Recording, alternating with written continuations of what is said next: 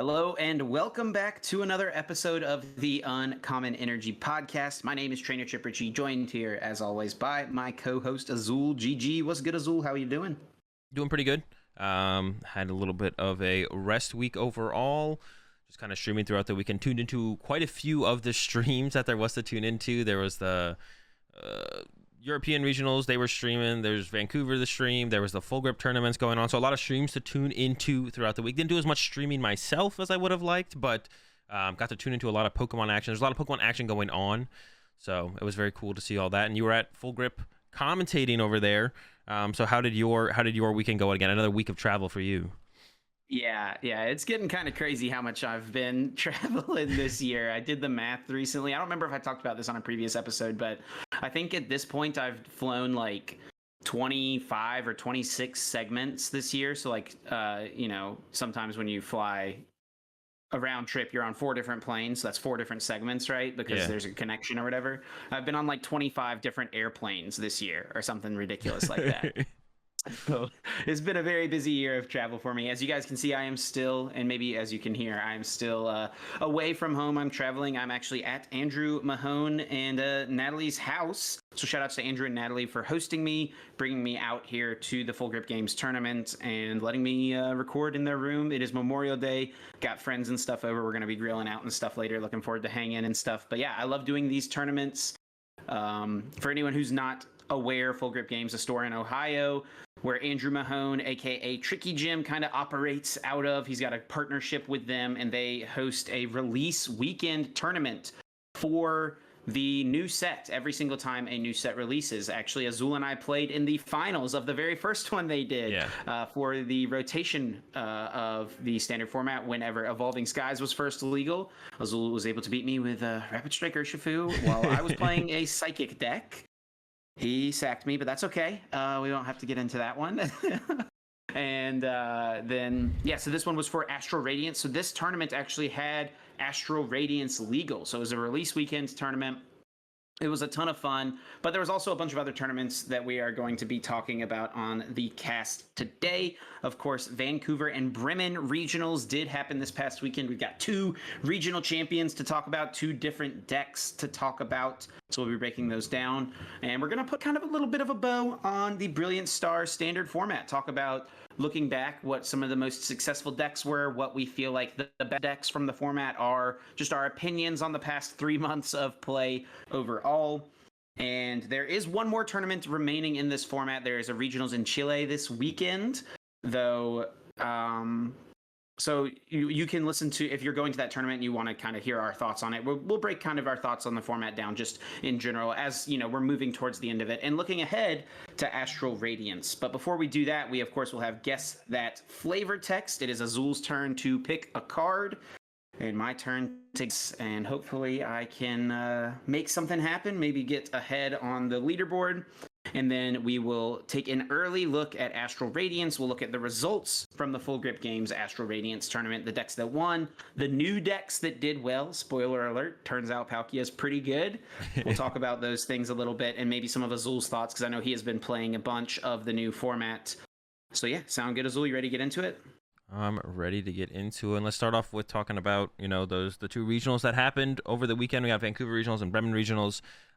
Vancouver won by Parker Lish with the Arceus Hammers, and Bremen was won by Philip Schulz, which I think maybe the most interesting deck in top 8 between the 2. So we could maybe start there with Philip Schulz playing the Arceus Cincino Baby Jolteon. So really trying to take... Really trying to take advantage of, and we saw that actually a lot. We saw a lot of Baby Jolteon in general, I feel like. And it was actually funny, this deck, Nico tweeted out maybe the worst deck that, Nico also played the same list, maybe the worst deck that he's ever played in a tournament, and then Philip goes on to win the tournament with it. And I think maybe Robin was playing it as well, and I don't think Robin made day 2 either. So at least 3, I think 3 of them were playing the deck. Phillips ends up winning the tournament in a pretty dominant fashion, 8-1 into day 2, I think pretty cleanly into top 8. And then... Yeah, I mean, it was just like the deck immediately reminded me of Zoro Garb with the way it looks. Like, you got the Cincino in there with the Make Do, Arceus in there. You got Charon's Care, which is Ace of Rolla. You got Boss's Orders, which is like Guzma or whatever. And then you have Jolteon in there, which is basically almost as effective as Garb was in its format, because all the abilities right now are just on the Shady Dealings Inteleon, right? So Jolteon basically shuts down any deck that has a ton of abilities. Jolteon basically pretty much fully shuts down for the most part. Of course, the only other thing that those decks generally have in there is the Arceus with the Starbirth, but there's 4 Pat to the Peak in this build as well, and that's basically this deck's whole Mew matchup was 4 Pat to the Peak. So, I mean, just really cool deck from Robin. And Baby Jolteon, I mean, didn't just do well here, it did well in Vancouver as well. That's like seems to be a pretty good card. I mean, at the end of this format and moving into next format, I don't think it's going to change too much. I think it'll still be pretty solid. It should definitely be solid still looking ahead. I always think stories like that are really funny whenever a player says something like, oh, this is like the worst deck I ever play, and then someone else in their group goes and wins the event. I remember that happened a few years ago at a Roanoke Regional Championships where your group played that Solgaleo Gardevoir deck, right, with the Swampert. Yeah. And I remember standing around you guys. I was casting that tournament, and Danny was saying like, yeah, like this deck is fine, but like it's just not a deck that's going to win the event. And then Jimmy goes and wins the event with the deck. Like those things are always really funny. And it just shows like there's so many different things that can happen in any given game of Pokemon. And when it comes to these regional championships in general, great players do poorly at them all the time because there is variance in the game. Sometimes you hit bad matchups. Sometimes your opponent, like even if you don't set up poorly by any means, maybe your opponent just is running hot, right? And then they're just able to run over you. Some of the matchups just run so closely that even if you're the better player, if someone just draws a little bit better, they'll beat you out sometimes. It just shows there's a lot of variance in the game, but skill does still prevail. Obviously, Philip is one of the best players in Europe, so no surprise to see that he won the regionals this weekend with the Arceus Cinccino Jolteon deck. Yeah, and to kind of speak towards consistency and looking at the rest of the top 8 from Bremen, Stefan back in another top 8, this time with a completely different deck. Arceus Inteleon took the Matty B, Henry Brand list, did a couple changes, no Echoing Horn, played the Tool Scrapper. The biggest card, I think, in the deck is the Cross Switchers, and they still played the Cross Switchers, so the only real change was the Tool Scrapper was added in there, and I feel like that's basically just for the Jolteons that were popping up. It also kind of does something similar to what the Echoing Horn does in the mirror match, where it's like if you can Echoing Horn and Arceus V onto the bench to KO it, that's great, but if you just Tool Scrapper the big charm on their bench to Arceus V, you can also KO that. So the Echoing Horn and the Tool Scrapper, a little bit interchangeable depending on what you expect more of. One thing I was surprised to see is there was no Punkaboo, and they still stuck with the Collapsed Stadium, because if you play the Punkaboo up against those Baby Jolteon decks, because they're not just trying to put Jolteon in play, they're also trying to put Path in play, so you can't Starbirth to find DTE plus boss and KO the Jolteon. So with Punkaboo, you can bump the Path, use your Starbirth, get the boss, get the DTE, or get the Scrapper in this case, actually, with Stefan's build. And then throughout the rest of the top 8, 4 Mews. I don't think anything too special in those. And then a couple other Arceus and Arceus Urshifu with Jolteon as well. Actually, I didn't notice this one played Jolteon. So Arceus, Urshifu, Crobat, VMAX, Jolteon. So more Baby Jolteon in top 8 here in Bremen. And then a Arceus Bees, and that one was pretty similar to most of the Arceus Inteleon Bees we had been seeing. So a couple Jolteons, and then the rest, four Mews. So Mew was pretty dominant in this top 8, which we haven't seen for a little while, like the Mew takeover. Well, I mean, actually, there's usually Mews in top 8 these days, but no wins for Mew still over the weekend. A lot of Mews, there's half of the top 8 was Mew. Still no wins for Mew over the weekend, though. Yeah, I think it's pretty funny looking back. Mike Fouché, who's a longtime player in the game, pretty active on Twitter, and he also is a regular host on a different podcast, the Trashalanch podcast. He tweets out at the beginning of every single format his like little hot takes for the format, you know? And one of the things he tweeted was that Mew would top 8 the most regionals, but it wouldn't win any regionals, which wasn't exactly true because obviously Natalie Miller did win the first regionals. Yep. But since then, you know, but if we just kind of mark that maybe as the outlier, the first regionals or whatever, the rest of the tournaments, that's pretty accurate. Mew has made very consistent top 8s, absent, of course, from Salt Lake City, the tournament that it was heavily countered at. But since then, it's been 2, 3, 4 copies of the deck in top 8, but has not been able to close it out. It has been Arceus reigning supreme through the rest of the regionals. Yeah. Arceus has been super dominant in terms of the wins, the placements and stuff. Yeah, Mew has still done very well, right? It's win rate, it's it's day 2. It's so hard to like judge the day 2 conversion because Arceus is like, there's so many Arceus variants. I almost just like want to lump them all together for the most part. Maybe you separate Arceus and Inteleon and Arceus B Barrel, But besides that, there's so many. Like, Arceus is definitely the most played deck in the format, but there's so many variants, it's hard to compare it to Mew in terms of, like, conversion Well, I rate. remember a few months ago you were saying that it was like hard to compare the Arceus decks because they're so different. Yeah. So like, has something changed? Like, just the way the format has kind of evolved, do they all just really blend together like that?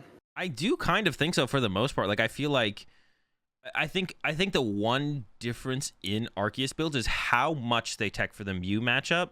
And it's like sometimes they're just like, Sure. I'll put like with Philip's build, it's like I'll put a path into play and I'll do it again, and if it sticks, all right. And some are like very minimal on Mew techs, and they play like one path, and they're like, all right. I mean, if I path Marnium once or twice, if it doesn't stick, I guess I lose. You know, we look at something like Henry Brand's build or what Stefan played at Bremen, and it was like, you know, one path, no dark Pokemon. You can kind of prize race them a little bit more aggressively with the cross switchers, and even set up like a board state of like lone Arceus VSTAR with a big charm and be like, all right, if you're able to conserve your tablets and you can quad tablet me this turn, whatever, you got me, or triple tablet, whatever, you got me. But, you know, if you don't, then all of a sudden I'm bossing again next turn, and all of a sudden I'm going to bench another Arceus and I'm winning the prize straight all of a sudden. So I think, yeah, like it depends. Like the Arceus, but like the big thing is like I feel like almost all Arceus mirrors doesn't really matter how far you tech for the Mew matchup, because even the cards you tech for the Mew matchup are good against other Arceus decks.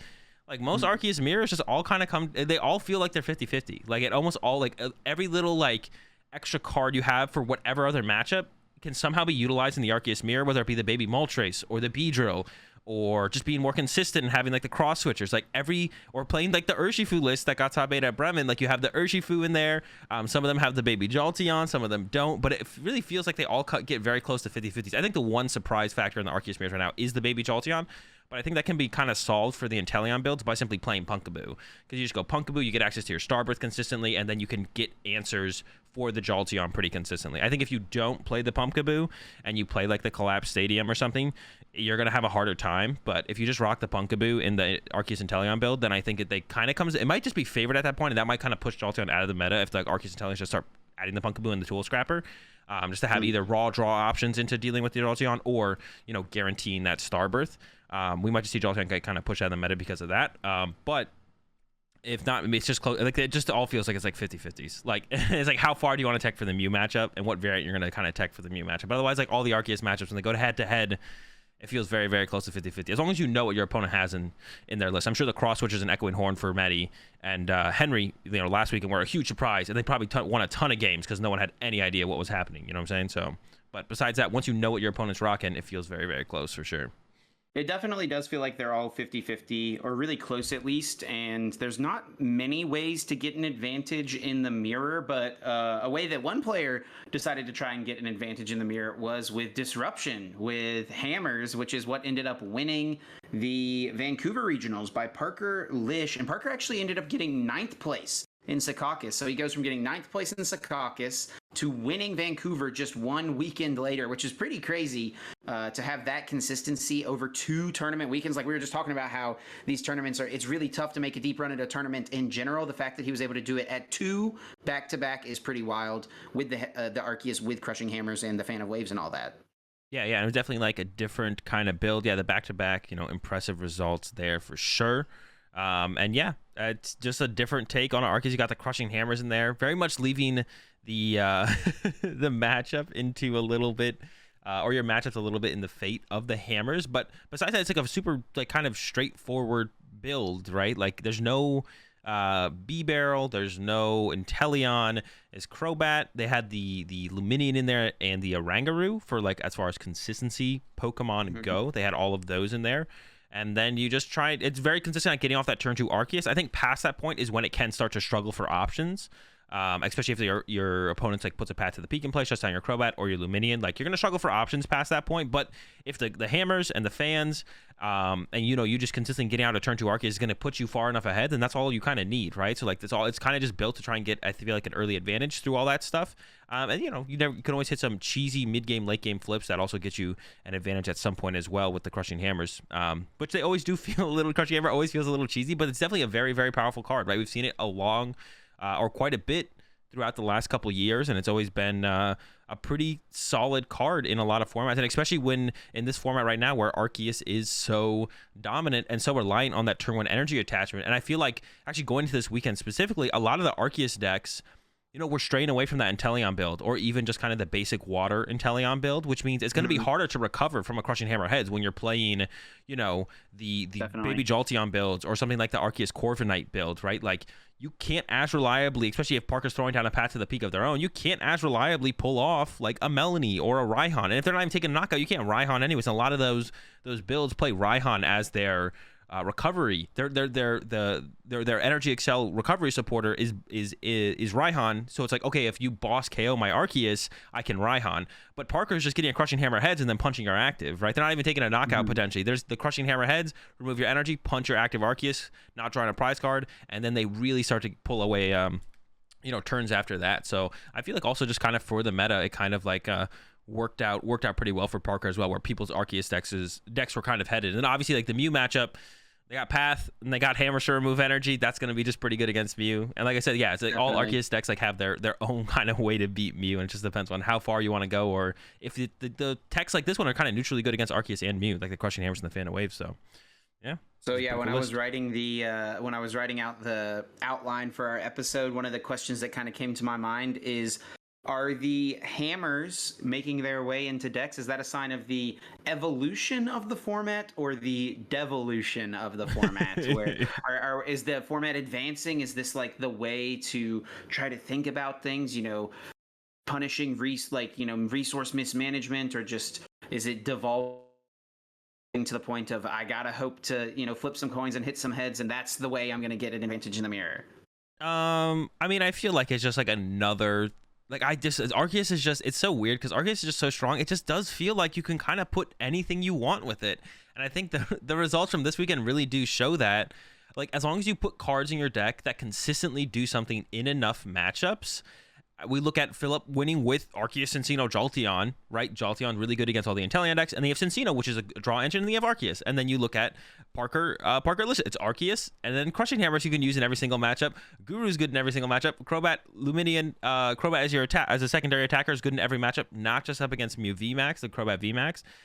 So it really does just kind of feel like, as long as enough of your cards do something in like 80% of your games, like, you can really throw whatever you want with Arceus, and it's probably going to be solid. Of course, some are probably better than others, and I think there's some things that are specifically better depending on the format. Like, I think Jolteon, in the evolution of this format, will probably get a little bit worse, but who knows? But we only got one more regional in this format, right? Going into Astral Radiance, Jolteon could be bonkers once again, or it'll definitely probably have its tournaments, right, where people kind of stop teching for it, stop worrying about it as much, and then Jolteon kind of squeak through. Or maybe off the rip, no one's going to be trying to worry about Baby Jolteon initially, and then it can do very well in the initial tournaments that happens. Like this, yeah. I mean, I feel like you can kind of, like, as long as like enough of your cards do something in like 80% of your games, it doesn't really matter what you put with Arceus for the most part. It feels like.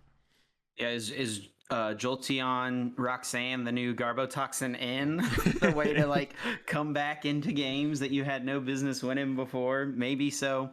We will have to see. But it's other than that, something to talk about in Vancouver was the second place finish from Tord Reklev with Rapid Strike Urshifu. Also a top 8 finish by Justin Bokhari. Obviously, two of the best players in the game right now. Tord getting top 8 at a UIC. Justin also getting top 8 at a UIC. And we didn't see much from Urshifu in the last couple of regional championships. Tord got second place in Lille, right? Or at the Bilbao special event, one of those two tournaments, he got second place, right? With Urshifu. But and Justin lost his winning in on the stream in Secaucus, so he was still close to getting into day 2. And if he gets into day 2, that's when he becomes powerful, right? So I don't know. Urshifu, where do we feel like it sits right now in the meta? In a field full of Arceus, fighting guy versus the fighting weak Pokemon has historically been pretty good. Yeah, I think, I mean, right now in this format, I think it's just good, right? And we actually saw, I think the weakness to Urshifu is when the Arceus deck brings all the techs, right? Which we saw Parker did have up against Tord in the finals, and was able to utilize 2 games in a row just the ideal board state of Manaphy, Dunsparce, Hoopa, Arceus attacking. Did that 2 games in a row, and even then, the first game wasn't super close for Tord, but Tord got the second game to be pretty close, and Tord wasn't really playing a tech for the Hoopa, whereas actually Justin was. Justin brought the Celebi, the Amazing Rare. Finally, some of the Amazing Rares seen some success. Amazing Rare Celebi with the Energy Press. I believe it's 30 damage. Is it 30 plus 30 or 30 times? 30 times the amount of energy attached to attached to your opponent's active Pokemon, so you can hit. For 1 grass energy, Celebi hits the Hoopa for 180 damage, or with Choice Belt, 1 it KOs it. So you can either set up a Yoga Loop play on it, or you can just go ahead and fresh 1 it KO it. Tord didn't really have a great answer to the Hoopa like Justin did, but still managed to keep the second game in the finals at least pretty close. And there were some routes, just couldn't quite get it going. It's really interesting to see, of course, like the major differences in the list as well. I think was interesting for sure. Tord with the Guru with the Primate Wisdom and still rocking the Artillery as well. And the Guru is pretty cool because I think it just helps you play around Marnie, and also the Malamar VMAX I think could have been a big one as well to help play around the Malamar VMAX, because that would have been that's something that like I feel like the Urshifu deck cannot handle. If a Malamar VMAX attacks with the Jolteon on the bench, like after you Marnie them or something, I just don't think you're ever coming back from that. So yeah, Urshifu doing well, not a surprise. If they rock all the techs and they're playing something like Parker's List, which is less reliant on Inteleon, so that way Avery's not ever an option for the Urshifu deck, that's one of the ways that the Urshifu deck can actually beat like the Inteleon Arceus build when they have the Hoopa, the Manaphy, the Dunsparce, whatever. You Marnie them, and now they have to pick what they keep, right? But when they don't play the Inteleon line and they're more reliant on draw supporters, and don't need as many Pokemon on their bench to set up, Parker, you can do what Parker did, where you kind of have perfect board state, but still have options in the hand without needing shady dealings. Yeah, and speaking of the Malamar VMAX you were just mentioning, had a pretty good weekend. It didn't make top 8 at either of the 2 tournaments, but when I was looking, I didn't get to watch either of the tournaments because I was working at the Full Grip tournament. But from looking at the results on PokeStats, there was like a good amount of Malamar VMAX in day 2 of both tournaments. Did they have a lot of them on the streams like throughout the days, I would imagine? Yeah, we saw Gabriel Smart beat Rahul in round like 5 or 6, I think, to get to 6 wins. Maybe, I don't remember. Yeah, I think it was to get to 6. I think they're both like 5-1-1. And yeah, we saw that. I don't remember if I saw any in day 2. I didn't watch a whole ton of day 2. I didn't see any. I saw one as well in on the Bremen Regional stream as well. Actually, Ty went up against it and top decked boss after they took the boss out of the hand with the Malamar. Yeah, my gosh. Yeah, they attacked. Ty had a boss in hand for game, put it on the bottom of the deck, and then Ty top decked boss on the next turn. Yeah. Oh my gosh. And Ty was still rocking their Sylveon box deck that they're always playing. But yeah, there was quite a few out there. Yeah, none of them made top 8. And I think that was maybe kind of a product of a lot of other Arceus decks doing the baby Jolteon thing, but then also it felt like maybe just being, I don't know, maybe just better decks overall. Like they almost took the step further where they included the baby Jolteon, but then they were also like, I'm going to do something different. So when you go up against the Malamar build, a lot more people know what's going on with that, but you go up against Philip Schultz's build, or even like the Gyarados build that Drew Kennett played to a top 4 finish, and you're just like, you have less idea of what's happening. So, but I think I wouldn't have been surprised if they had made top 8 and all. But it was definitely the most known of the Jolteon builds after Grant did so well with it at New Jersey Regionals for sure. I think that's the one people were like, okay, if I need to test up against a baby Jolteon build, it's going to be this Malamar thing. Yeah, Malamar VMAX, very solid, and I think it only gets a little better with the next set. Yeah, Dark Patch, Roxanne for sure. And yeah, the rest of the top 8, we'll mention real fast from Vancouver. Drew Kennett 3rd place with the Arceus, Jolteon, Gyarados. There was an Arceus Corviknight in the top 8 as well, piloted by Nathan. I know you're not a big fan of the Arceus Corviknight, right? No, not a huge fan. It did get there though. It did get there. And like I said, if you're playing an Arceus deck with cards that 80% of the time, if your cards are good, then it's not going to be a bad deck. That's for sure. And then an Arceus Inteleon as well. There's Arceus Inteleon in the top 8 as well. So nothing too crazy, I think, overall. Like when you look at what did well, I don't think that there was anything too crazy. Like everything kind of makes sense that it could do well, right? For sure. Yeah, so I still think that maybe the coolest, craziest deck definitely was still Philip. Out of both top 8s, I think Philip really brought the... Like, I just would never have expected that to work. And it, like, after playing the deck quite a bit, it's so minimal. There's so little in the deck. And it almost doesn't feel like if you prize stuff, you lose, but like it has just enough to consistently win games, like pretty handedly. It's like weird. It's weird when you play it. It just feels so minimal. I don't know. There's no other way to really explain it. I think it probably is a decent deck maybe going forwards as well. I mean, there's some deck out there that'll probably be the best deck to run with the Baby Jolteon, and that deck will be a solid deck no matter what. And it could be the Cincino Arceus build for sure. Well, let's go ahead and move on to the next section of putting a bow on the Brilliant Stars format. So we'll talk a little bit next week about the results from Chile, but the bulk of next week's episode is going to be about the new tournament and kind of our first look at Milwaukee, which will be just a couple of weeks away at that point. So putting a bow on the Brilliant Stars format. As we wrap this up, there's been so many tournaments in this format. And definitely it feels like Arceus has risen to the top. Arceus is the best card. It is the card of the format. It is what people are building their decks around. Obviously, it kind of started with Mew, and people were trying to counter the Mews, but now Arceus has just become so consistent. It has proven to be so strong, and it is a little bit less... I think that Arceus is maybe a little bit easier to play than Mew decks, and it's also, you have more control over your game than you do with Mew, and for those two reasons, players have tended to lean more towards Arceus as opposed to Mew. Do you agree with that?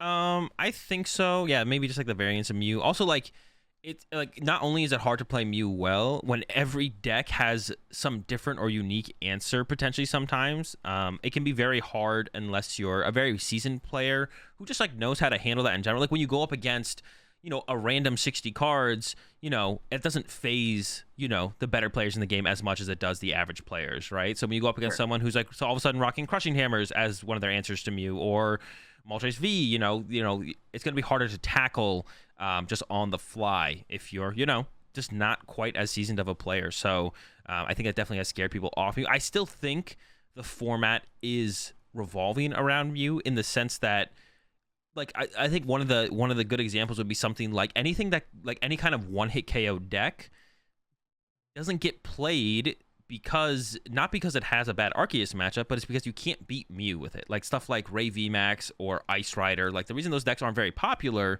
not because they have a bad Arceus matchup. They have a good Arceus matchup. It's because they have a bad Mew matchup. So I think Mew is still kind of the gatekeeper of the format, even if... Or like Arceus Charizard even. Yeah, exactly. Even if the majority of the meta is Arceus, there's still too much Mew being played at too high of a level to actually make it be able to have a consistent result playing something like the Arceus Charizard or a Rayquaza VMAX deck or anything like that. Because if you go up against Mew, I mean, you can get fortunate sometimes and beat them. It's not impossible to beat them. Majority of the time, you're gonna lose. And it's just kind of like a hard, you know, that's what makes it hard to want to play these kind of decks for sure. But we might be moving past that a little bit more as we get to the next format, hopefully.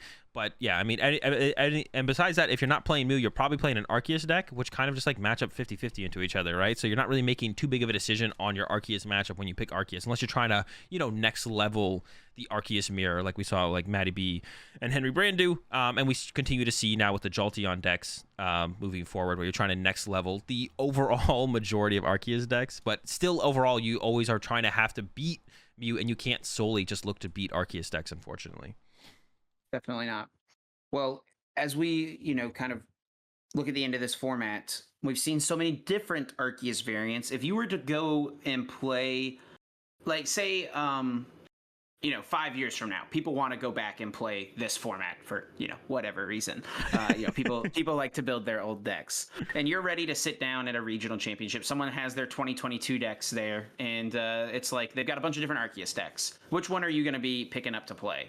Arceus and Teleon for sure. Yeah, hopefully, yeah. Arceus and Teleon, I think. Just the straightforward water build. Hopefully they have cross switchers in the list, and then, yeah. That's the one I would pick. You're going to take two cards and turn them backwards and be like, these are my cross switchers. Yeah.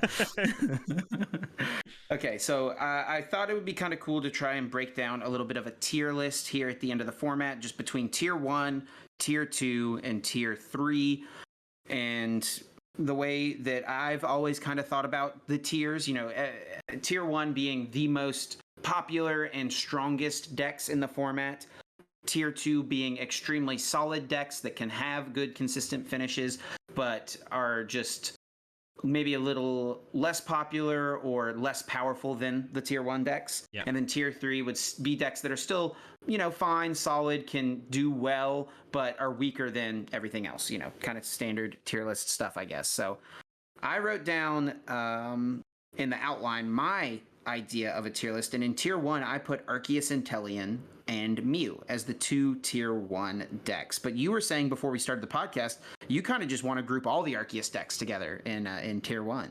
I mean, it gets pretty close. I guess there's 3. I think you could maybe have 3 versions of Arceus. It would be like Arceus B-Barrel / Parker Lish build. Then you could have Arceus Baby Jolteons, and then you could have Arceus Inteleon builds. And I think that and like some of them are going to be better or worse. Like Arceus Beedrill is good until everyone knows about it, because then we saw people adding Parasol, we saw people adding basic water energy, and like when I'm like thinking about a format and what I want to play for a tournament, that's what I think about as well. Is it's just like, okay, Arceus Beedrill, I don't think about it as like a constant deck to be worth playing. Same thing with like Arceus Baby Jolteon decks. Like if I think people are going to be adding the Punkaboos and the Tool Scrappers, I'm just going to try and find a different Arceus build if I'm set on playing Arceus, right? So that's kind of how I've always thought about it, and it's kind of like they flow in and out of the meta.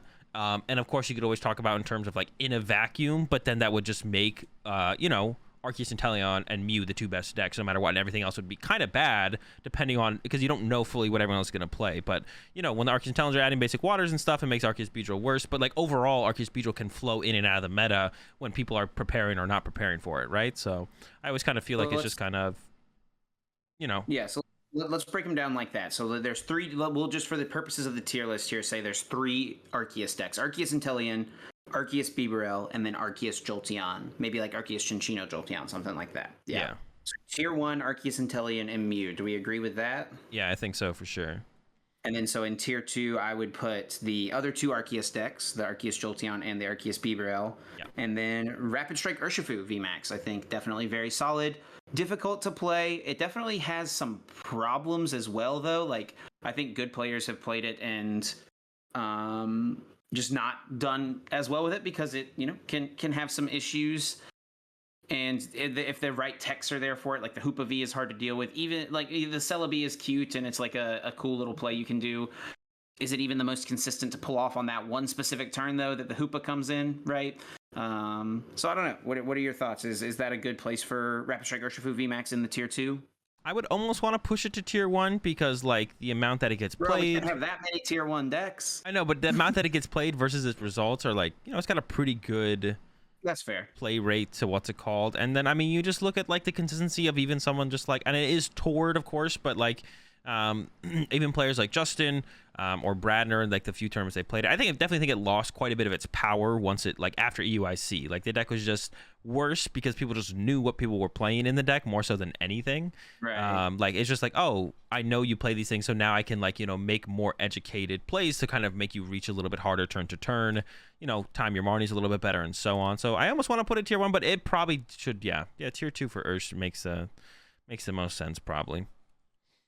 And then in tier 3, we got a couple decks here. The Malamar, things like Inteleon VMAX, Sylveon VMAX, Ice Rider Calyrex VMAX, all decks that have kind of popped up here and there, not done the best. Malamar, I think at a time, was a little higher up in the tier list, but right now at the end of the format feels like is kind of fits firmly in the tier 3 spot. Still solid and still could make a deep run, obviously, but not quite as strong as the other decks above it.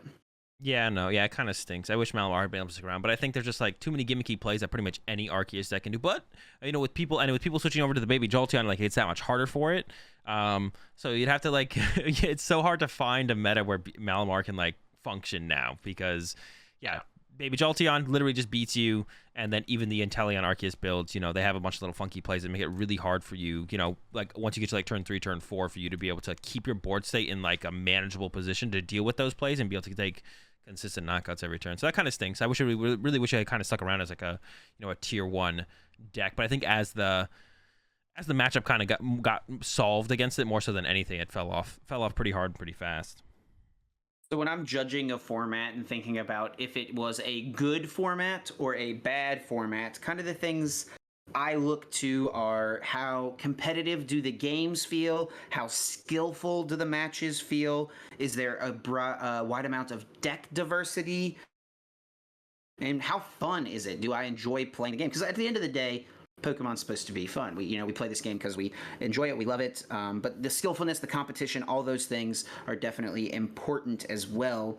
And so thinking back on this format, we've obviously had so many tournaments in it.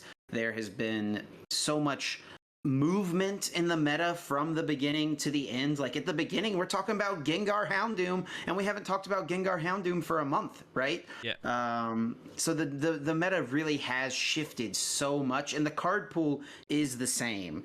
So it's always hard to judge a format on whether or not it's a good or bad format. It's almost like you have to judge a meta on whether or not it's a good or bad meta. I don't know.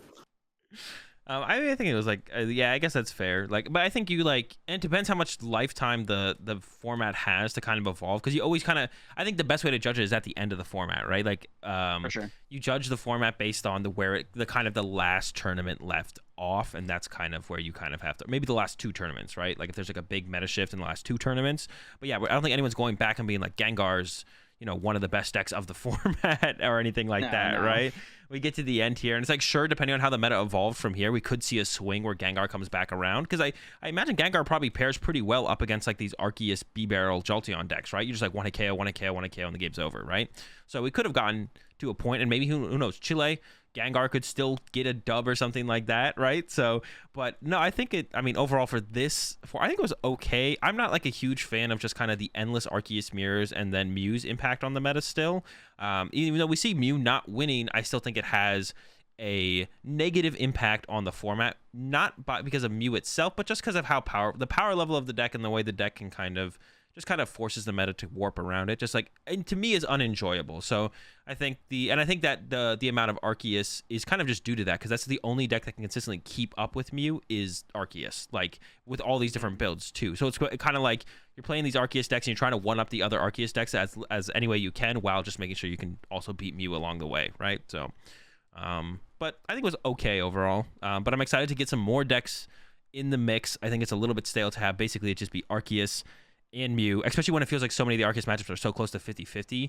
It doesn't feel like it matters too much what goes on, as long as you're not getting too surprised by stuff like Baby Jolteon. Yeah, as far as the deck diversity category of that goes, it's like there is deck diversity because all the Arceus decks are different, but they're also like very similar. Yeah, right? yeah.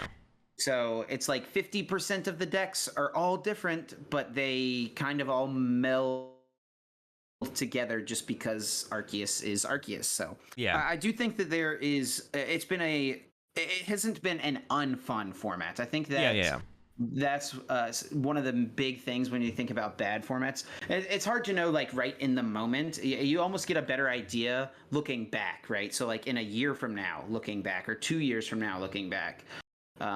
Because in the moment, I think everyone's opinions are like their vision is kind of clouded into their thoughts of the format, or the thoughts of where the game is at. Because like at the time in 2017, I think people were having fun playing the game, and then now looking back, people think about that as like the best modern era of Pokemon. And then if you look back just even a year before that, at 2016 Worlds, we were actually talking about this at dinner last night, how 2016 Worlds might be the worst all-time Worlds format, because it was just not a fun field. It was Trevenant and Vileplume and Seismitoad. It's like you just didn't and turn one Hex Maniac. Like it just a degenerate, toxic format where you didn't really get to play a lot of your games. Yeah, no, for sure. And we don't have that in this format, right? Like you get to, like, sometimes you get Marnied out of the game, which sucks. Sometimes you go Sobble Pass, which sucks, but those things are gonna happen in any format, right? Yeah, I guess it just definitely just feels like it happens less in some format. I guess Sobble Passing is like, that one's just gonna happen in every format. The Marnie, I think, is like definitely, it's like just reminiscent of Let Loose, right? Like it's not as bad as Let Loose, but it still just kind of feels bad just to get Marnie turn 1. And then, of course, some people's responses will just make your deck more consistent. Well, it's like, you can only go so far to the point where your deck is super consistent, but you're doing 10 damage every turn, right? Like, you can't have it both ways, and that just happens, but it kind of stinks that, Marnie is that card. But thankfully, it doesn't look like there's going to be, Marnie's not one of those continuous cards like the Research and the Boss. So when it rotates, we're going to be through with Marnie. We might move on to Judge, I guess, but Hopefully there'll be some more creative, interesting supporters that we can pair with our researches, or play instead of research in the the sets before rotation hits. Yeah, maybe it just eventually becomes like we're playing researches and like some Milo. other couple draw supporters or something, and then like 2 Roxannes in like a lot of decks or something like that. I don't know. Roxanne's a weird one just because it's like so bad. Like it's a blank card at the very beginning of the game, so it's very hard to play in a deck that can't search it out specifically, like in an Inteleon deck, for example. But yeah, no, exactly. Anyway, I don't think Roxanne is that. It's gonna be like a one of an Inteleon decks, and then you're gonna struggle to want to put it as like a 2 of in any kind of B barrel or non-Inteleon deck, because you're gonna need like 2 of them. I feel like to like maybe you could still play 1 in like everything, but it is so bad. It is so bad to just draw into early game. You look at it and you're like, even in a lot of my Inteleon builds, I'm just not playing it because I'm just trying to like somehow gain the tempo and the prize race. Because if you're playing Inteleon versus Inteleon, Roxanneing someone is not that good up against an Inteleon deck. It's like okay, right? But if they need like a 2-card combo, they're like Evolution Incense, a level ball, then Ultra Ball away from just shady dealing. So sure. I don't think it won't have like a detrimental impact, but it will kind of feel bad to not have that kind of comeback card around. And now it's time for everyone's favorite section of the podcast. Yes, that flavor text where every week Azul or I picks a card, reads the little fun bit of text in the bottom corner called the flavor text off to the other, and the other host gets to guess and see if they can figure out what the card is. And you, of course, can use one of the 3 lifelines or all 3 of the lifelines. Then the 3 different lifelines being what set is the card from, what stage is the card, and then read an attack name. And this week it is Azul's turn to pick a card. Are we still tied up at 1-1, by the way? I think so, yeah. Like how did you guess the last one? Tied up? What was the last one? The last one you did not get it. It was a Alolan Muck. Oh, yeah. That was too hard to get. All right. I saw a bunch of YouTube comments saying, I got the flavor text this week. I got the flavor text this week. I think it's fun that like people have started to enjoy this segment, and it's like they're keeping track of their own scores almost, right? Yeah. Actually, at Full Grip this weekend, someone came up to me and pulled a card out of their deck and started reading the flavor text and trying to get me to guess what the flavor text of the card was. Did you get it? Yes, it was Galarian Berserker. Ah, of course, Galarian Berserker. What else could it have been? Well, it was out of their GLC deck, and yeah, go ahead. It's fine. So you've picked out a card this week. I have. What have we got? What do we got? Okay. This is the flavor text. There is an enduring legend that states this Pokemon towed continents with ropes. Okay, so I'm thinking of like the old legends, like real life legends and stuff of land being on the back, like ocean, like continents and stuff being on the backs of massive turtles and stuff like that. I've seen that in like old. I don't know. I've seen that before. So that would lead me, and you say legends, so that makes me think of like legendary Pokemon, or just older Pokemon, ancient Pokemon, aka fossil Pokemon. And thinking of the tortoise, the turtle, would lead me towards Caracosta or Tortuga. I would say it's probably not Tortuga because, he's not strong enough to pull a continent. It's probably a Caracosta. Because, look, right? Am I right? Like, little Tortuga, he's not getting it done, right? No, I don't think so. He's not powerful enough. He's behind the gym. I'm honestly kind of confident that it's a Caracosta. I could use one of my lifelines to thin it down, but the opportunity to just get 4 points here is pretty tempting. You know what? I'm gonna lock it in. I think it's Caracosta. It's not Caracosta. I actually realized how bad my pick was because of the lifeline, so I'm very lucky that you did not. Oh my If gosh. if you had used any of the lifelines, you would have definitely. Well, don't say it yet. You want to try and guess now? No. I want you to read. I want you to answer the lifelines so that people can guess. If they want to guess. Okay. Just go down the lifeline list slowly. Okay. So we'll start with the first one. What set the card is from? Because that's kind of the most broad. I guess it depends on which way it goes, but it's from the newest set from Astral Radiance. There's not a Caracosta. There is not a Caracosta. The stage, it is a basic. It's from the new set. It's a basic, and the legend says it can tow continents with ropes. The ropes would have to be pretty strong, though. That's what I was thinking. Like, what kind of rope? And then the attack name, and this one would have given it away immediately. The attack name, I didn't realize this Pokemon had one attack until I looked at it again. I was like, oh no. The attack name is Gigaton Break. Oh, is it Regigigas? Yes. Oh my gosh. Man. So definitely, yeah, if you had just asked what the attack name, if you had used that lifeline. Come on. I mean, even 1 point feels so valuable now. You could have burned all 3 lifelines, I feel like, and just to get that 1 point. I was confident, man. I was confident. Yeah, this one I read it when I was like playing the deck the other day on stream, and I was like, okay, I could use this one. I didn't think about the lifelines at all though. And any of those would have, I guess Astral Radiance wasn't too bad, but knowing it was a basic or definitely the attack name would have made it really easy to guess that it was the Gigas. But let us know in the comment section on the YouTube if you guys are listening on the YouTube channel, if you guys got the flavor text this week. And how many lifelines did it take you? How many lifelines did it take for you guys to get to that? All right, next up, let's talk Full Grip. A couple tournaments at Full Grip. Speaking of Astral Radiance, right? Yeah, and you were there. So what were people playing? Because I know like the last couple times I've been at the Full Grip events, it definitely hasn't been very indicative of what the format will become. Just kind of either people just kind of putting some new cards in their current builds, or people just jumping on, the bandwagon of what is the most hyped deck, which is Palkia. And I know there was some Palkia there, but what else were people playing in the new format? Yeah, so for anyone who doesn't know about these tournaments, it's hosted at the store in Full Grip, and they're pretty big. There was 140 players at this one. The one before it had around 150, so it's like right around that mark, which is pretty large for just like a local store tournament. And it's always really exciting because it's the new set. People love playing with the new cards.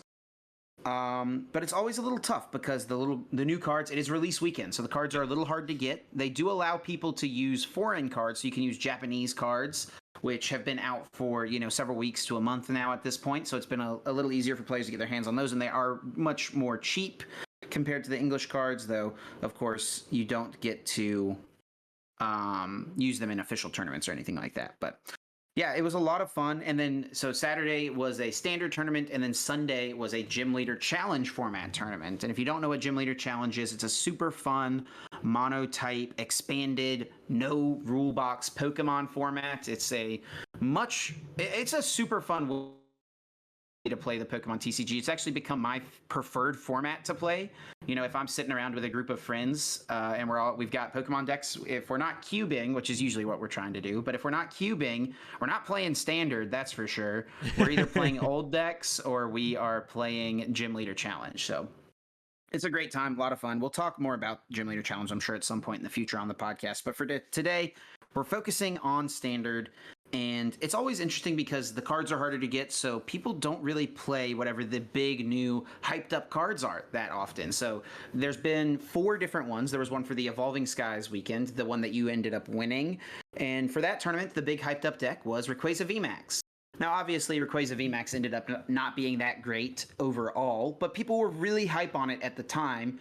And there was a couple people playing it, but the deck was pretty expensive. And so just overall, it felt like not a lot of people were on it at that tournament. There was a couple, but it wasn't that popular. And then we moved to the Fusion Strike tournament. Even Mew VMAX was kind of known as a deck that was going to be good. And it really wasn't that played. A couple of people played it, but for whatever reason, like hard to get the cards, more expensive, whatever it was, or just not confident in their list. People did not play Mew VMAX. Yeah, a lot of dark at that one for sure. There was a lot of dark. What's that? A lot of people were just like playing a counter Mew. Yeah, definitely. People were prepared for that matchup. And then the most recent one before this was Brilliant Stars, where obviously Arceus came out. And I think the biggest reason Arceus didn't do as well is because it was so expensive. Everyone knew the card was going to be good. I think the pre-sale prices on Arceus's were like, the V-Stars was like 60 or 70 bucks, something like that. It was ridiculous. People were trying to get their hands on them as quickly as possible. So Arceus didn't do very well at that one either, if I remember correctly. But at this tournament, There was a ton of Palkia, like a bunch. It was the second most played deck in the room behind all the Arceus variants. So if you break down the Arceus variants, that would make Palkia the most played deck in the room, which is pretty wild when we're talking about release weekend specifically. Yeah, I think that probably has to do with the fact that it's like, unlike compared to Arceus or Mew, there's very little to like need to just find out about Palkia, right? You're gonna play it with Inteleon, and it's like ability allows it to attack turn. There's like not that much like, it's just an Inteleon deck. You're just like plugging your Palkias into an Inteleon deck for the most part, and then the only other new card that you really had to get was the trainer card, Irida or whatever. And you're either, it depends how many you want to play of that. I've seen lists with 4, I've seen lists with none, right? So yeah, I feel like it was just a lot less to kind of figure out about Palkia compared to something like an Arceus or even the Mew VMAX. And I feel like it probably wasn't quite as expensive as either of those cards when they first dropped either. No, definitely not. I think at the shop they were selling Palkias for like $35, which is kind of expensive, but it's like on par with how expensive Arceus VSTAR is right now, right? Yeah. So like for a pre-order price, usually pre-orders are much more expensive, right? Yep. For a pre-order price, honestly, for what the best card in the set is supposed to be, it is not too bad. So a bunch of people were playing it, and a few made top 8 as well. There was actually one specific list that was really interesting from Andrew Martin and Mike Gibbs. Andrew Martin, a former regional champion. Mike Gibbs, super solid player from kind of this Midwest area. I think he's from Michigan. He's done really well at the Full Grip Games tournaments in the past. He's won one of the GLC tournaments. He's made top 8 at a couple of them as well, and he made top 8 at this one with a really interesting deck. It was Arceus, or not Arceus, it was Palkia, Inteleon, Bibarel. Yep. So he had the 1/1 Bibarel in there kind of as an answer to Roxanne. And he was playing no draw supporters. There was no research, no Marnie. His only way to like draw cards off the top of the deck was either drawing them for turn, Bibarel, or the one copy of Melanie that he played, which is kind of crazy. I had the Greninja as well, I assume, right? Radiant Greninja? Yeah, and Radiant Greninja. Yes, can't forget that. Of course. That card is pretty insane for sure. If you have extra energy every single turn, those extra cards are pretty good. Yeah, definitely. So the Greninja was very good. And kind of the way he would set up his deck was he would, if he went first, try to get, stuff in play if he could as quickly as possible, try to set up the Bibarel. But if he went second, he would try to use the turn 1 Arita, go get a water Pokemon, put it onto the bench, and then get Battle VIP Pass. He played 2 Arita and 2 Battle VIP Pass in the list. And actually in some of his stream games, we saw him go first and just open up one of the 2 Battle VIP Pass, which was just... It was just like so gross, man. Gross. That definitely is as like a Mew player, when you play 4 of those things sometimes and don't see when you got your Cramomatics and your Rotom phones, you can't find a single Battle VIP Pass turn 1. Someone just rocking 2 of them in their Palkia list, just opening one raw. Definitely hits for sure. But yeah, that is pretty gross. Yeah, definitely very interesting list. Like, and that's kind of similar to like what I've been discovering too. Is like you don't need to, like with the draw power of Greninja and then Irida kind of getting whatever you want. Like I was trying out Bliss with like 4 cross switchers and 4 Irida. Like you just kind of put it together, and if you need to Gus, you cross switcher, and you still play some kind of boss and stuff, but then also the Leon in there as well. Like you usually get you need more damage, right? Echoing Horn, Choice Belt, Quick Shooting, Leon, like you just try and put as much damage together for those big 1-hit KOs when you can. Yeah, it definitely feels like you don't need the heavy draw supporters at the very least. And then the Melanie's just nice sometimes when you need that extra energy in play, of course. Right. And that was what Mike said in one of his interviews with Andrew, is like, yeah, I don't want to draw cards. I want to play boss or Leon every single turn. Yeah. Just be really aggressive. And it definitely showed how strong Palkia is, especially going first.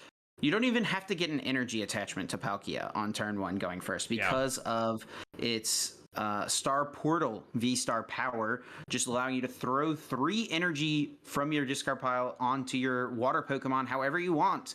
So even if you miss an energy drop, you can still get 2 on it turn 2. You go Boss's Orders, Choice Belt, and even if they only have 1 or 2 bench Pokemon, you're hitting for a ton of damage. Yeah, it's pretty insane. Yeah, so Palkia was everywhere. Was there any other standout new decks? Was anyone rocking anything like Samurott? Like none of that kind of stuff made top 8. Turbo Dark. I did see Turbo Dark. Turbo Dark, there was a couple lists. I saw one on stream. They were like in a position to be like, they're like 4-1, 4-0 or something. I saw at some point. Yeah, we had a Turbo Dark on. We had Samurott on a couple of times. Samurott is like fine. It's a good deck. The problem with Samurott is that it's trying to do the exact same thing that Palkia is, but Palkia needs less every turn than Samurott does, right? It is a V-Star Pokemon. You have to evolve it. You have to get 2 energy cards on it, and then you just swing for consistent damage for 2 energy cards. You're trying to boss, take out Pokemon V before they become V-Stars, and if they do become V-Stars, you use your V-Star power as Samurott to throw the extra damage on there, get the Choice Belt, and try to take a one-hit knockout. But yeah, so Samurott is like trying to do the same thing, but you're having to work in a way to get a damage counter on a Pokemon. And you can use the V-Star power, you can use Galarian Zigzagoon, but it's like needing that one extra thing, I think just makes it really difficult to ever justify choosing Samurott over Palkia. Like if Palkia didn't exist, Samurott I think would be pretty solid. But it's just like Palkia, it feels like it's trying to do the same thing, and Palkia is the better, more consistent option. Yeah, it definitely feels like Palkia is definitely like just a very powerful deck. I think Samurott's pretty good. I think a lot of people have written it off, or we're talking about how, not good it is, but I think Palkia or Samurott just needs, someone to crack the list. I think that's where we're at right now. And that's what I've been doing. Like, I've been trying to get very bare bones with it, just very consistent. And I've been seeing like a Samurott decent for Milwaukee, huh? Maybe. I've been getting it pretty consistent so far.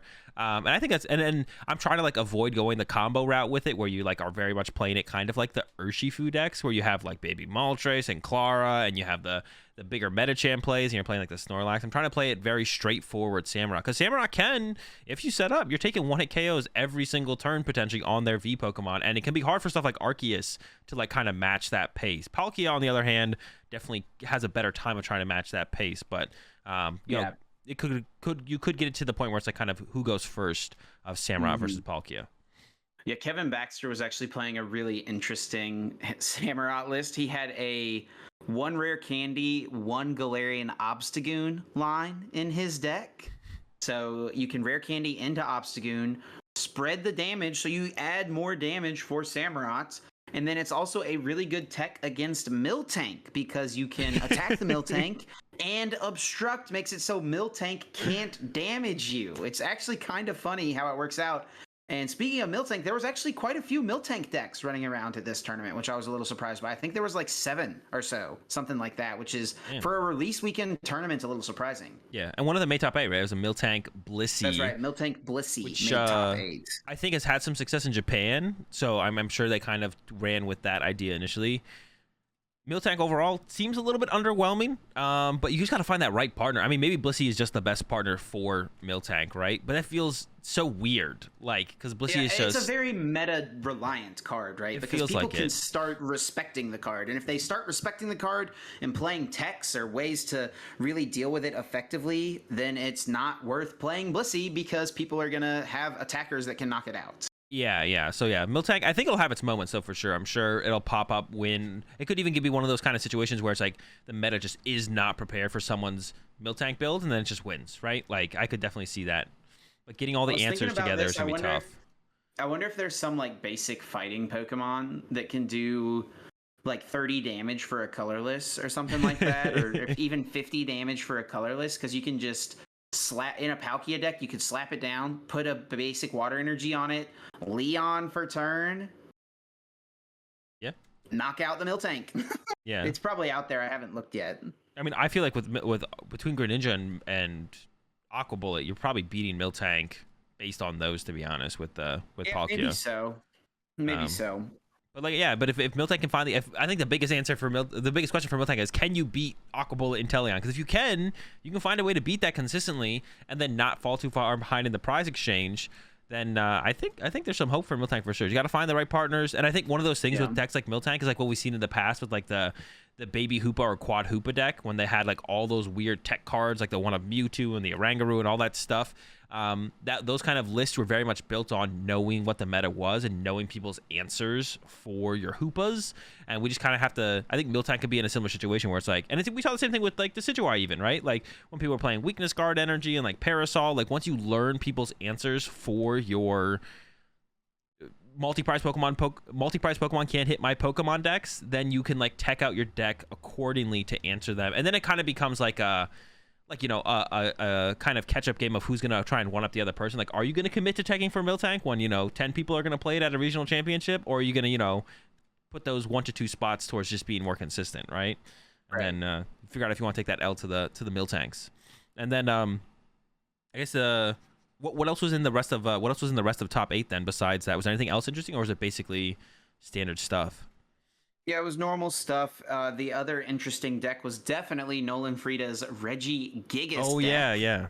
which is really, really cool. It seemed, I mean, it might have just been his day, you know, like, because he was not whiffing on the Reggie Gigas. He was getting turn 2 attacks nonstop. He was going first, getting all of them in play and attacking on turn 1 even, like, What? when he was going second. Like, it was ridiculous, man.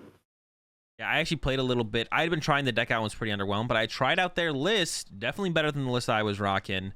Not convinced, it will be a meta deck, but such a cool deck, right? Like, those are the kind of things I want to see more of, where it's like, and it would be great if this deck this being a tier 1 deck would be scary. If it's like if it falls in tier 2, that'd be pretty sick, I think. So if we could... I will say, I don't know, its Palkia matchup is maybe like a little questionable, but like, it has a pretty good Mew matchup. Like, it really does. He lost to Grant in top 4 because in game 2 he prized both of his Reggie Gigas. All right, there you go. Yeah, and even had the heavy ball, so you still always have an out.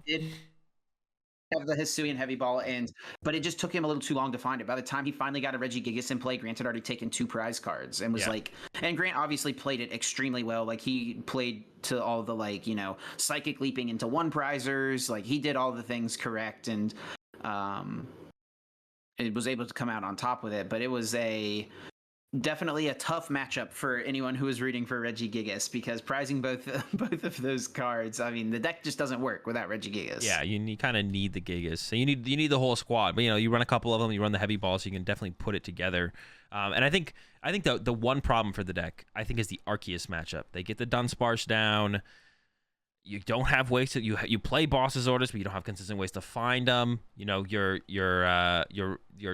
The fighting your Reggie Rock doesn't get the 1-hit KOs anymore. Like, maybe if Dunsparce gets rotated out of Arceus decks, but then they're just Charon's Care looping you, and you're definitely falling behind. So that's the matchup I think is, the hardest. But I think we could get to a point in the meta where you might can maybe take the loss to the Arceus deck, especially with how good of a Mew matchup it seems like the deck can get. If you get a consistent list roll, and like with how good of a Mew matchup it seems like this deck does potentially have.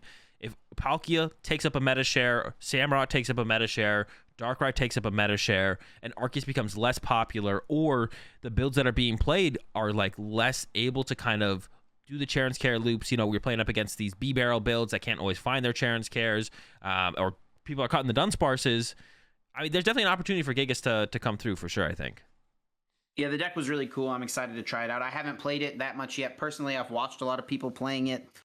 So I'm excited to try it out. I did kind of write it off initially as just like a meme. I'm sure a lot of people kind of fell into that category, but it's better than a meme, I will say. It definitely is better than a meme. It is pretty easily counterable. Like, if it ever became really popular, Collapsed Stadium is super strong against it. Avery is insane against it. Like, there's a lot of easy replacements that, like, any deck can play those 2 cards and improve their Reggie Gigas matchup. Yeah, Avery's got to be brutal. I guess that's like another to talk towards. Like, Arceus decks are the decks that play Avery, right? Arceus Inteleon is the deck that plays Avery. So it's like another reason the Arceus matchup is that much more difficult. And Avery's got to be pretty solid now with Palkia being so popular, right? Like, Palkia goes for the 1-hit KO. You're an Arceus deck, you Avery them, you swing back, they maybe can't get the follow-up KO. You can maybe even Avery again on like a following turn or something. Like, yeah, Avery definitely seems pretty solid depending on how popular and powerful Palkia ends up showing it can be potentially. And that's also just, Gigas is unfortunately getting caught in that crossfire. And then the 2 decks that were in the finals were both old decks. One of them had some new cards in it, and that was the Ice Rider Calyrex VMAX, which definitely got a pretty reasonable buff in this set. Not from Radiant Greninja, like many people would think, because, it's water type, right? It is actually a buff from the Radiant Hawlucha, which its ability allows your attacks to do 30 more damage to your opponent's active Pokemon. And then it also can make use of Palkia, which is one of the main problems that Ice Rider has always had. It's a very energy efficient attacker. It's got Melanie, it can make use of all of those things. But it's really unfortunate because there's so many turns where you can't Melanie to get energies in play plus boss's orders. You can't do those two things. And Palkia makes up for that because it allows you to throw 3 energies from the discard pile onto the Ice Rider. So there's a couple players that played it. I think the guy's name was Joshua, maybe. I might be remembering that wrong. They got second place. And Alex Szymanski also played the same deck as well. And it was definitely a really solid deck. Did not do the best in the finals, unfortunately. But I don't know. Have you played Ice Rider yet in this format? I know you've played it a decent amount in the past. I mean, I've been trying. It still feels... I mean, the Mew matchup, I think, is still bad, even with the Hawlucha. You get the Oricorio in play, so you got to do the Leon play. Like, there's a lot.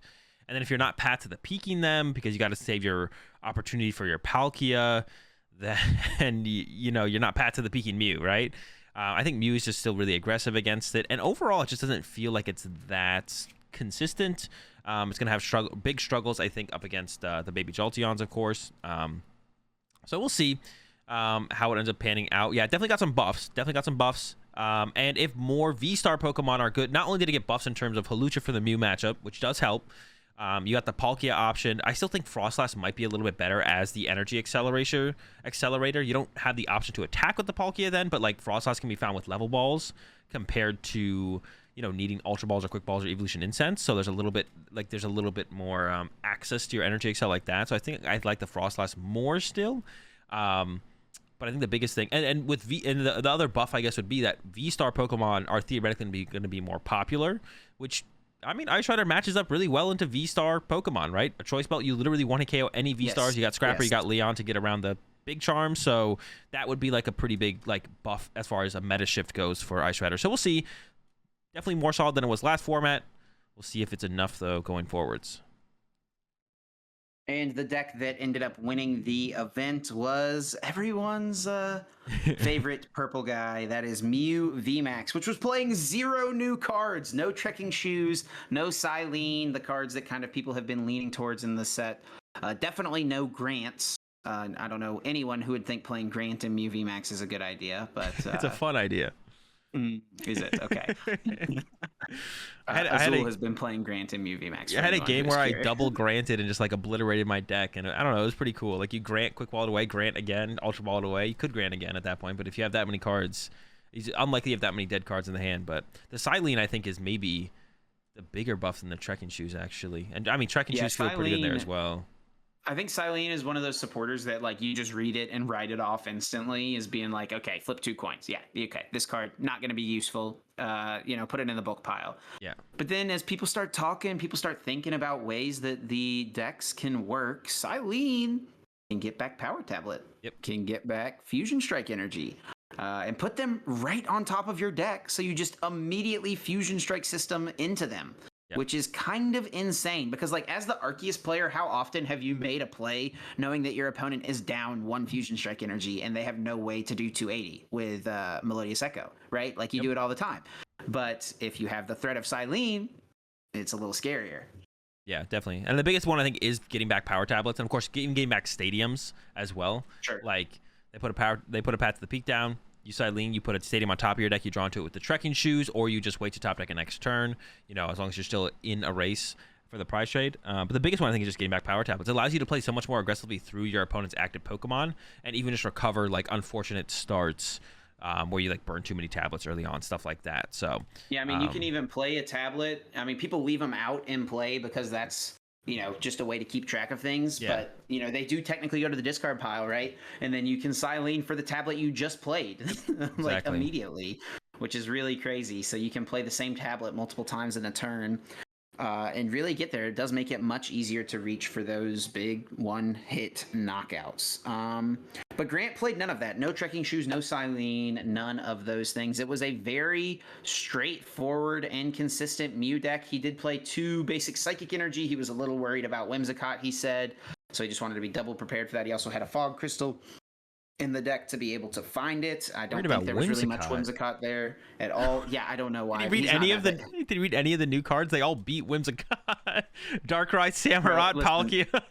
Listen, I think his words he did an interview on the Full Grip thing, and he was like, "Yeah, I was worried about the little Timmies coming to the card shop to play their Whimsicott deck."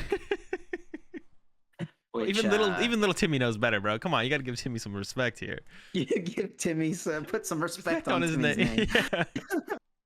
No, Jimmy on the other hand, but Jimmy doesn't show up very often, so we're good. No. But yeah, he played no new cards. It was just a very consistent, straightforward list, and he ended up winning.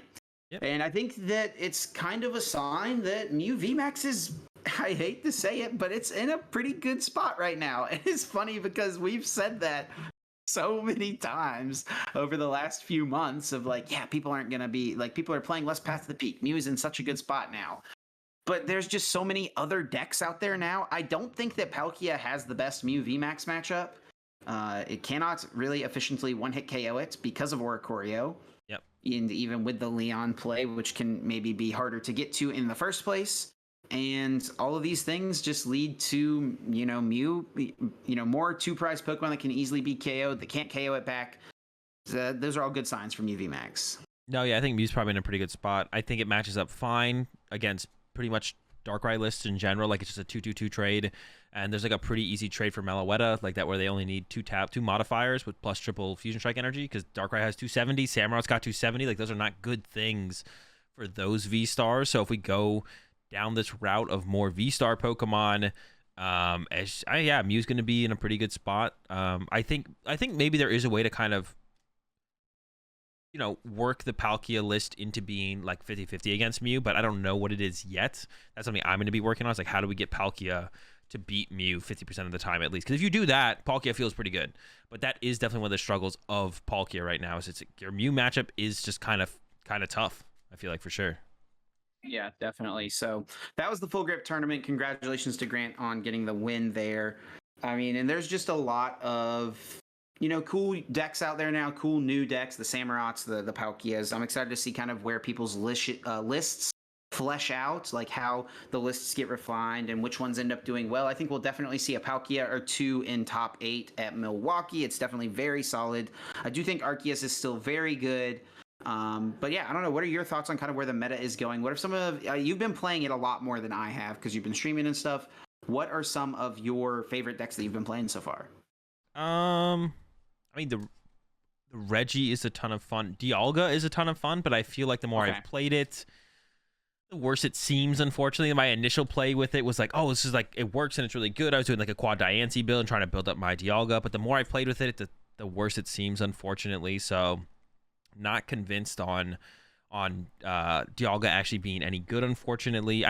It just feels like the V-Star power is so good. Like, maybe even just like a more aggressive build of Dialga where you're trying to attack turn 2 and then eventually get to those 5 energy to take that free turn at some point is the way to go. But I wonder if you could play a list. I wonder if you could play a list with like Galarian Berserker or something like that. Yeah, and up your damage. To boost the damage, and that way you could one-hit KO a V-Star with that V-Star power, and then you're also boosting your first attack's damage, which also can do a lot. You get a few energies on that thing with the Choice Belt. Like, it's gonna get hitting pretty hard pretty quickly. And Meowth obviously has combos with like discarding metal energies for Metal Saucer. I don't know, man. There's something that you could do there. You could even, you could just go full Degen and play Turbo Patch too, and just try to get even more energies in play. That could be the way to go. Yeah, the first attack is actually like, that's like been like the biggest selling point for me. Yeah, I was like doing an ability where I had like Zigzagoon and Yoga Loop in there as well. So if you whiff the KO with your first hit for 250, you can Yoga Loop clean it up or Goon clean it up, and then you also on the next turn, on your third turn in a row, you boss KO their other attacker with the first attack of Dialga. But then after that, it's like okay, they have a turn now, so let's see what they can do with that turn. And if they can, one hit KO you or boss KO whatever's important, or just close out the game at that point, that's where you kind of falls apart. And also like leading up to that point, it's just hard to get to that turn as well consistently. Have you done that? Have you pulled off the 3 turns in a row with the Yoga Loop before? Yeah. It's not too hard. That's insane. Yeah, because usually you don't want to KO anything with your attack. So you like punch you punch a Arceus, and then you go like Bird Keeper, Bronzong 2 energy over, Yoga Loop, and then you get another turn, and then you go boss up their benched Arceus, knock that out, and then it's like, okay, what do they have at that point? How many prize cards have they drawn? Try and take it from there. The Astral Radiance format is definitely shaping up to be a pretty fun-looking one. It does feel like there will be, at least at the beginning, a little bit less Arceus, so maybe there will feel like there's more variety in the format to start with. That's kind of how the format always starts. People are trying the new stuff out, right? Yeah. As it evolves, we'll see if Arceus still kind of makes its way to the front. Obviously, there's been a lot of people who are playing like some lightning stuff in there. Raikou V has been a popular tech in Arceus decks these days, it feels like. And I don't even know if the Raikou V is that good because Palkia just respond KOs it feels like. Yeah, I mean, it like if you're ahead, it's a way to keep you ahead. I think the best way to kind of think about it is like if you're playing an Arceus deck and you get the first 2 prize cards, or you KO a Palkia V off the rip, from there you can't one-hit KO Palkias. So if they're one-hit KOing you because you had to bench Pokemon to set up, if you have the Raikou to like keep ahead in the prize trade, it is worth it. Or something like the Zeraora or something, just like some lightning Pokemon to keep the prize kid ahead, because eventually they'll regain the prize lead, right? Like if you get the first prize card or 2 prize cards, whatever, and then they go one-hit KO, and then you go punch Palkia and they go one-hit KO, you're losing the prize exchange all of a sudden. So you need something to just hit that one-hit KO them back. Or you can try and limit your bench. You can try and play the game plan where you limit your bench and kind of Charon's care, but that can be really hard to do, especially when they have the Greninja to snipe your Sobbles and your Drizzles. Like then you have to bench Manaphy, and then you have to at least have 2 Sobbles down, and then you need 2 Arceus, and at that point you're at 4 bench Pokemon. Now you may as well like they're one-hit KOing you at that point, right? So the Greninja, I think, is what puts on the most pressure in the matchup, because it forces you to either not have access to shady dealings, or you're benching at least the Sobble, at least the Manaphy, and at least having 2 Arceus in play. So your bench starting to fill up, and then Echoing Horn comes in play, and they're filling their bench for you. So yeah. I think just having like those games where you get ahead in the prize exchange, or just to give you like if they just go Palkia turn 2 hit knockout, and you just knock it out back plus put down a Path to the Peak or something, and you could just maybe just beat them on that. So yeah, I think it's you need something, I feel like, as like an option, some kind of aggressive option on your end. Definitely. Well, I think that's going to do it for this week's episode. That's just kind of a little sneak peek at our thoughts on Astral Radiance, our early opinions. I'm going to be playing a lot more of it once I get home this weekend, trying to, get some more thoughts fleshed out on what my, the decks are that I'm liking. I'm sure Azul is going to be streaming a bunch more, so be sure to check out Azul's stream. And thank you all so much for listening to the podcast. Things are going really well over here. We are really close to 2K on the YouTube channel as far as 2K subscribers, so thanks to everyone for showing support over there on the YouTube. Thanks to everyone listening, of course, on whatever your preferred podcasting platform. If you want to support us, please be sure to leave a rating and a review. It takes just a few seconds, and it goes a long way to helping us out. Thank you guys so much for all the support, for real. Yeah, thanks a ton. And yeah, if you're on the YouTube channel, be sure to subscribe, like, comment. Like I said earlier, let us know if you got the flavor text and how many lifelines it took before you guessed Gigas, or when you guessed Gigas was when I said Gigas. So, or let us know if you guessed Caracosta as well. Yeah, when Chip was like Caracosta, you're like, yep, that's the one. I'm locked in. Chip's right. We're Caracosting all the way here. I was so confident, bro. I was so confident. I started panicking when you're like, well, maybe I should use a lifeline. I was like, oh no. But then you're like, nah, I want those 4 points. And I was like, oh, thank goodness. And yeah, that's gonna do it, guys. See you every Tuesday at 7 a.m. Eastern, and we'll catch you in the next one. Peace. Peace.